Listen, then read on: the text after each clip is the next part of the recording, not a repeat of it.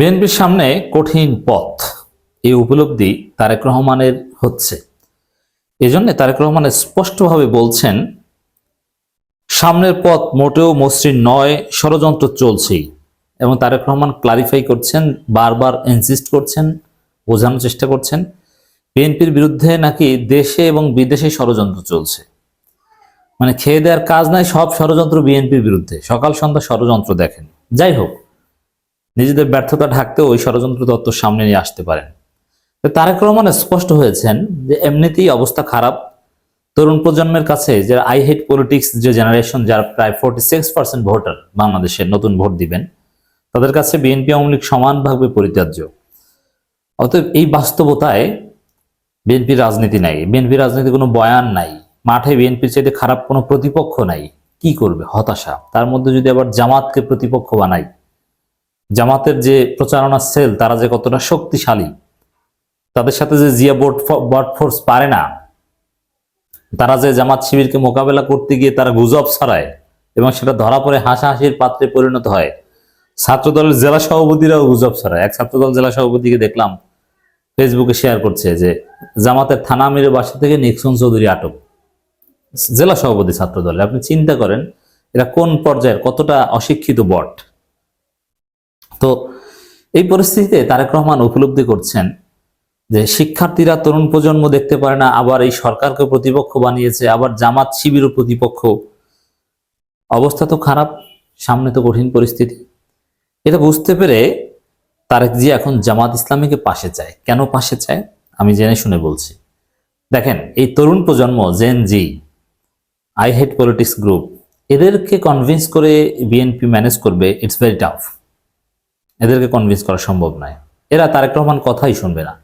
তারেক রহমান তাদেরকে ডেকে এক জায়গায় 10 মিনিট বক্তব্য দিতে যাবেন, এই জেনজিরা তার বক্তব্য শুনবেই না। জেনজিরা শুনে এখন মিজানুর রহমান আজহারির বক্তব্য, সালমান মুক্তাদিরের বক্তব্য, এরা শুনে এখন আসিফ নাহিদদের বক্তব্য, শারজিসের বক্তব্য।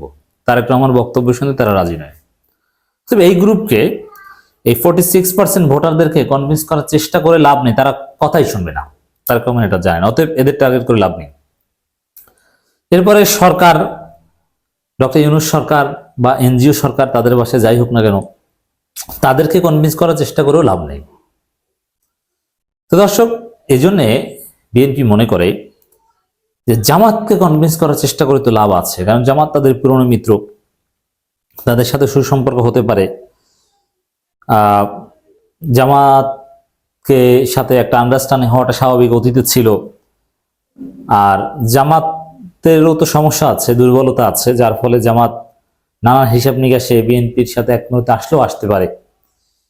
তো অন্যান্য কিছু জায়গা যেটা বিএনপি ধ্বংসের কারণ, ওইসব জায়গা সমাধান করতে পারবে না এটি বিএনপি মনে করে, কিন্তু জামাত শিবিরকে সমাধান করতে পারবে।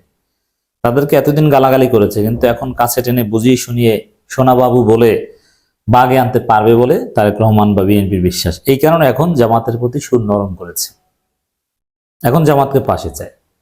বলছে যে মজলুমদের নিয়ে জাতীয় সরকার গঠন করবে, 200 আসন পেলেও বিএনপি জাতীয় সরকার গঠন করবে, জাতীয় সরকারে জামাতকে সবার উপরে প্রাধান্য দেওয়া হবে, একথা বলছে। জামাতকে পাশে চায়, জামাতকে এখনো তারা মিত্র মনে করে, জামাতকে সাথে নিয়ে নির্বাচনে জোট করতে চায়। নির্বাচনের তারিখ ঘোষণা হলে জামাতের সাথে বসবে, একসাথে নির্বাচন করা যায় কিনা, এই কথাগুলো বিএনপি এখন বলছে। তারেক রহমান অন্য নেতাদের মাধ্যমে বলাচ্ছে। কাদের মাধ্যমে বলাচ্ছে? যারা 2 দিন আগেও জামাতের বিরুদ্ধে জামাত হায়না, রাজাকার, অমুক তমুক কত কিছু বলেছিল। এখন জামাত ভালো হয়ে যাচ্ছে। কেন তারেক রহমানের এই উপলব্ধি? আশা করি বুঝাতে পেরেছি যে বিএনপির অন্যান্য শত্রু যারা, তাদের কাউকেই ম্যানেজ করা সম্ভব নয়, কিন্তু জামাতের সাথে একটা রাজনৈতিক সমঝোতা আসা সম্ভব অতীতের অভিজ্ঞতা থেকে, যার ফলে এখন জামাতকে পাশে চায়। জামাতকে ওইভাবে ইদানিং চাঁদাবাজি বা এই নানান ইস্যুতে জামাত বিএনপি বিরোধ দেখছিলেন, কিন্তু বিএনপি এখন চাচ্ছে যে জামাতের সাথে বিরোধ কমিয়ে আনতে, কারণ পারছে না আর। সবাই যদি বিএনপির প্রতিপক্ষ, এটা তো সম্ভব নয়। এই জন্য জামাতকে থামানো যায় কিনা এখন সে উদ্যোগ নিয়েছে, জামাতকে এখন পাশে চায়। এই জন্য দেখবেন যে জামাতের সাথে একটা বৈঠক যে কোনো মুহূর্তে বিএনপি হয়ে যেতে পারে। আমি বলছি, আগে বাগে বলে দিচ্ছি যে বিএনপি জামাত প্রশ্নে এখন নমনীয় হচ্ছে, জামাতকে গালাগালি থামিয়ে দিতে বাধ্য হচ্ছে, জামাতের সাথে পারছে না, সব দিকে অন্ধকার। এই জন্য এখন জামাতকে থামালে মোটামুটি যদি একটু জামাতের কিছু নেতাদের সাথে অবশ্যই বিএনপির ভালো যোগাযোগ আছে, তারা বিএনপি সুরেই কথা বলে। সামনের পথ মোটেও মসৃণ নয়, নানা দিক দিয়ে নানাভাবে ষড়যন্ত্র চলছে বলে মন্তব্য করেছেন বিএনপি ভারপ্রাপ্ত চেয়ারম্যান তারেক রহমান। ষড়যন্ত্র মোকাবিলা শুধু দলের ভেতরে নয়, আন্দোলনে থাকা সব দলের সাথে ঐক্য ধরে রাখার আহ্বান জানান তিনি। দেখেন, এই ষড়যন্ত্র তত্ত্ব এটা অনেকটা জুজুর ভয়।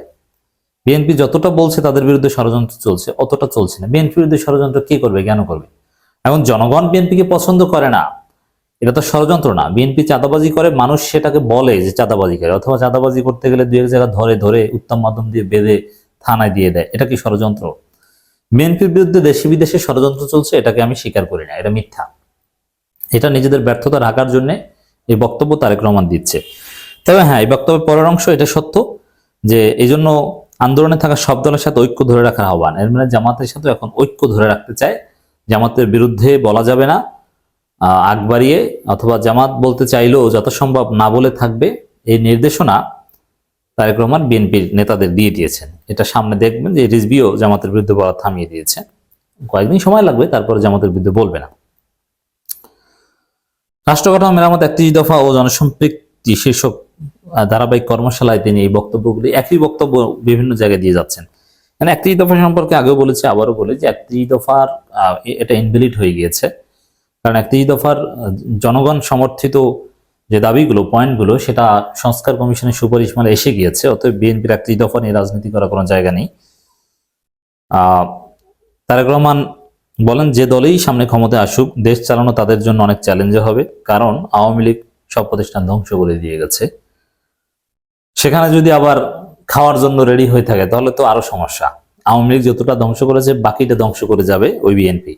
এজন্যে ক্ষমতায় বিএনপির আশাটা ভালো লক্ষণ নয়, উচিত নয়। আমরা মনে করি আগামী নির্বাচনে জনগণের উচিত ক্ষমতায় আনা জামাত ইসলামীকে এবং ছাত্রদেরকে, যারা অসম্ভবকে সম্ভব করতে পারে।